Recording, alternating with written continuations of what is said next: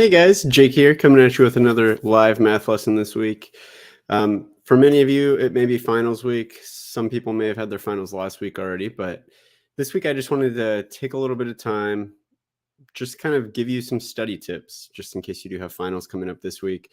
Just wanted to give you my top 6 study tips that I have used and that I have recommended to people in the past that typically have worked pretty well for me and other people. So if that's something that you struggle with, stick around to the end of this video. You should be feeling a bit better about how to kind of approach your studying for a math test coming up. I mean, these are pretty good tricks and tips that you can use for a lot of other classes too, but especially for math, these definitely work very well. And not just for calculus or pre-calculus, these are going to be tips that you can pretty much take with you and keep applying to any math class you take in the future. So should be pretty helpful for you. As always with these live streams, if you do have any questions along the way, even if they're off topic, feel free to throw them in the live chat. I'm happy to help answer any questions that you have as we go. I know with finals coming up, there may be specific topics or specific questions even that you may be struggling to kind of figure out as you prepare for your test coming up. Throw those in the live comments. I'm happy to help answer them if I can. I can't necessarily guarantee that I can answer any question you have live without being able to look into it or prep for it or anything like that, but I'll do my best and hopefully help get whatever questions you have answered. So even if it's off topic to what I'm talking about, throw those questions in the live chat. We'll see what we can do for you. But without further ado, let's go ahead and jump into my top 6 study tips. Let me switch over here.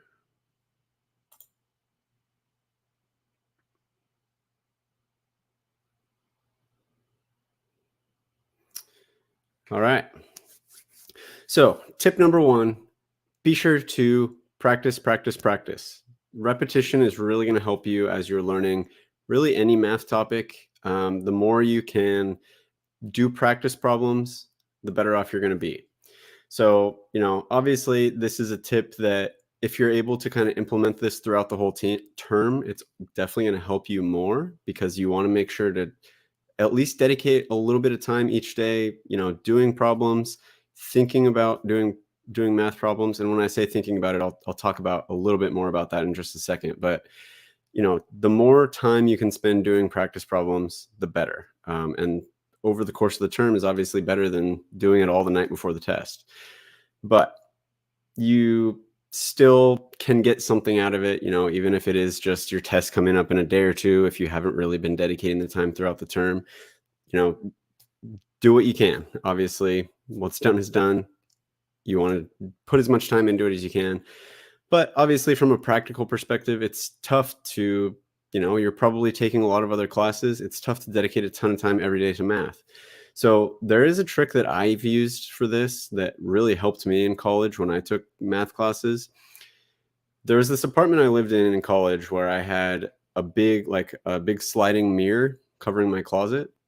And what I actually did is I got some Expo markers, like dry erase whiteboard markers, and I wrote on that mirror just a bunch of formulas as I went through the term. As new formulas would come up, I would just write the formula on the mirror and just leave it up there all term. And what I did was, obviously, like I said, it can be hard to find time to actually sit down and do practice problems every single day. Obviously, that's ideal, but, there's a lot of other stuff going on. It's hard to do that. But what I did was, as I was, brushing my teeth or getting dressed or, passing by the mirror with all these formulas on it, I would look at that and just pick a couple formulas and either take a minute to try and think them back out loud and helped me really memorize the formulas. Or what I would do also is think about specific problems that I had seen on homework or on tests that used each of those formulas and just kind of think through the steps of doing a problem like that in my head. Maybe even try to visualize going through all the steps of a specific problem. So even just kind of visualizing doing a problem, even if you don't have the time to sit down, get out a pen and paper and actually do the problem start to finish, spending that time to kind of think through the logic of the problem and visualize the problem, even if you can't do all the steps in your head. Obviously, it's really hard to do that. But visualizing going through that process, even that can really help. And it did help me a lot doing that throughout the course of the term. So maybe try doing that. If you're not sure what formulas to write down and put up on your wall, obviously it doesn't have to be a giant mirror that you need, but If you have a whiteboard, or if you just have a sheet of paper that you can write down and hang it on your wall and look at it as you pass by every day. I do have study guides on my website. If you want to go check the links down in the description, you can go check out some of those study guides. Those have pretty much all the good formulas you're going to need for Calculus 1 or Calculus 2 on there. So go check those out. That should be a big help for you. Okay, so tip number 2, make sure you can kind of spend the time to understand the concepts. To kind of build off of the last tip, obviously memorizing the formulas is going to be helpful. It's going to help you kind of work through problems faster and easier. But you don't want to stop there. You need to kind of take it a step further and make sure to kind of spend the time to understand what's going on as you work through a problem, not just memorizing the formula. It helps to understand where the formula comes from, how to use the formula, different problems that you're going to use the formula, and how you will do it. And again, this does kind of go back to the last point also. The best way to do this is to do lots of a variety of different practice problems. It's going to, as you do a variety of different problems, it's really going to point out different ways that these formulas are used. So that'll really help you kind of understand where these things are coming from and how to actually work with them rather than just memorizing formulas on its own. All right, tip number 3 is to work with either a tutor, a classmate, some sort of study group. I have found that it's very helpful to spend time talking with other people about different math concepts, whether that's working through problems together, whether that's, you ask them questions as you get stuck, they ask you questions as they get stuck. Having someone else there to bounce ideas off of is going to help a ton. So I've always kind of said the best way to really learn a math concept, really any concept, but I've especially noticed this with math, is to actually teach it to someone else. And I know that sounds weird. If you're learning calculus or pre-calculus or whatever the case is, if you're learning it, how are you supposed to teach it to somebody else? Well, I think you'd be surprised at what amount of the material you can actually teach to somebody else. And that's why I suggest finding someone that you can work through homework problems with, because if you're working on the same problem, you may get stuck at a different part than they do. And if they get stuck at a part that you were able to get through, you could actually teach them how to do it. And that's going to really help kind of cement the concept in your head and really build your understanding of that specific type of problem. So you're both going to really benefit from it, because you're going to help each other get through the problems, and whoever helped the other person get through it is going to really gain a much better understanding of that concept. And it'll kind of snowball from there, and you'll keep building on it. If you don't have someone that you can work with, there are definitely options to go find a tutor who can help work through these problems with you, whether that be explaining the parts that you're stuck on, or again, you can even have a tutor kind of play that role of you teaching the tutor how to do it, so to speak, kind of pretend like you're teaching the tutor. And like I said, that'll really help cement the ideas in your head so that you really gain a deeper understanding of them. And then the tutor can kind of help step in and correct where you're wrong or fill in any gaps or anything like that. So if you are looking for a tutor, you do need tutoring. I do math tutoring. There's a link down in the description where you can actually use my Wyzant referral link and actually get up to $40 off of our first session. So if you are looking for a tutor, I'm happy to be that tutor for you. Just go click that link down in the description, get your Wyzant account set up, and you can message me through there.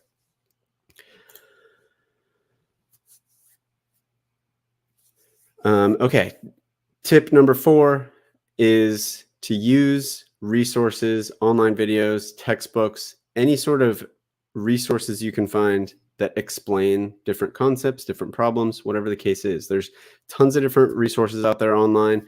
I've got a ton of different resources on my channel. If you want to just poke around my channel, I've covered all sorts of different problems, all sorts of different topics. If you go over to my website, jakesmathlessons.com, there's some written examples there as well. But that's not it. I mean, obviously, there's tons of other people who have put math-related content online.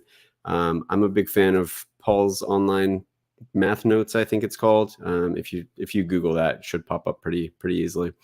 But there's a handful of different resources out there that are great, that walk through different concepts as you're working through problems, studying for your test. If you get stuck, you can go look up these different topics, and the more reference material you're looking at, the more likely it's going to be that you're going to find an explanation that really clicks with you, because everybody explains things slightly differently. Everybody learns things slightly differently. You might look at 10 different resources and they all explain it 10 different ways, and maybe only one of those 10 says it in a way that really clicks with you and resonates with you in a way that you can understand the concept and learn it and apply it on the test. So, look around, look at different resources. If your textbook is confusing, go try somewhere online. If you're having a hard time finding resources online, maybe try reading your textbook chapter. I do also have other resources on my site. I have a complete Calculus 1 package if you're looking for something like that. There is also a link down in the description for that if you want to go check that out. Should be a nice kind of one-stop shop that has everything you need. There's practice problems in there. There's explanations by video. There's links to other resources that you can go check out. So just kind of absorbing all these different things, spending the time to read these different resources and materials is going to be a great way to learn the concepts and understand them so that you can apply them on a test, no matter what type of problem you're going to run into.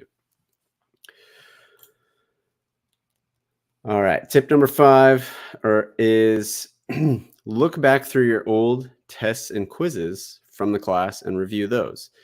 This is going to do 2 things for you. First of all, your final is probably going to have very similar types of problems that you ran into on old tests and quizzes. I've even had classes myself where the teacher or the professor actually puts the exact same problem from one of the quizzes or tests earlier in the term on the final. It's literally the word for word, number for number, same problem.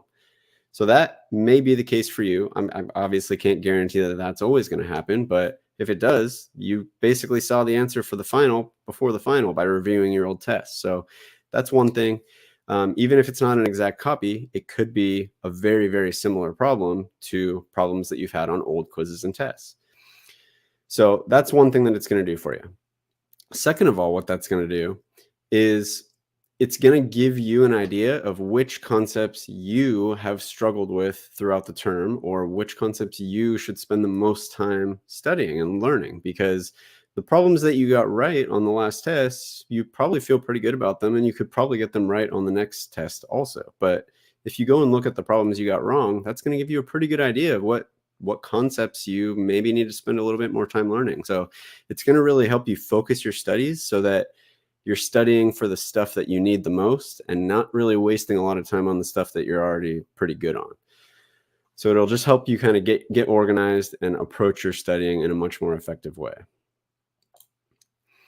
And then point number 6 that you want to keep in mind as you're studying for your math finals, be sure to take breaks and pace yourself. It's tough when you're cramming all night the night before. If you can spread it out throughout the week, a few days before, obviously, like I said, if you can spread it out through the whole term, that's best. Obviously, there's only so much time. You have other classes and other stuff going on, but it does help to take breaks when you can. Obviously, you don't want to be spending the whole time taking breaks. You need to study, but there was this Office episode. I remember when the ergonomics person came in and was like telling everyone, take 10-minute breaks each hour for this, take 10-minute breaks each hour for this. Obviously, you can have those 10-minute breaks all overlapping, despite what Michael Scott was thinking. But I think that's a good example of a good way to just take breaks as you're studying. Sit down for 50 minutes, stay focused, study, take a 10-minute break. And when you take that 10-minute break, don't just, scroll through Twitter or TikTok or whatever on your phone. Go for a walk. It really helps to get your body moving, get your blood flowing, get your lungs breathing a little bit, get more oxygen into your brain. Just take a little 10-minute walk. You could go, wherever you're at, around the library, walk around your apartment. I know that's not the best walk in the world, but if you can go outside and get some fresh air, that has always helped me. I've done that to study, and it always makes me feel kind of refocused when I get back after that 10-minute walk and sit down. It makes it a lot easier to focus for those next 50 minutes, so you're getting a lot more out of it.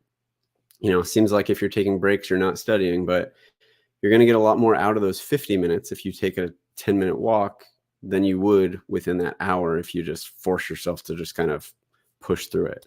So those are my tips. I recommend putting those 6 tips into action when you're studying for your math finals coming up. I'm not seeing any questions in the live chat, so we'll go ahead and wrap things up there. Good luck on your studies. Feel free to come back and let me know how these worked for you. Just come drop a comment. Let me know when you're done studying for your finals, or when you get your final back, how well these study tips work for you. I'd love to hear how they worked.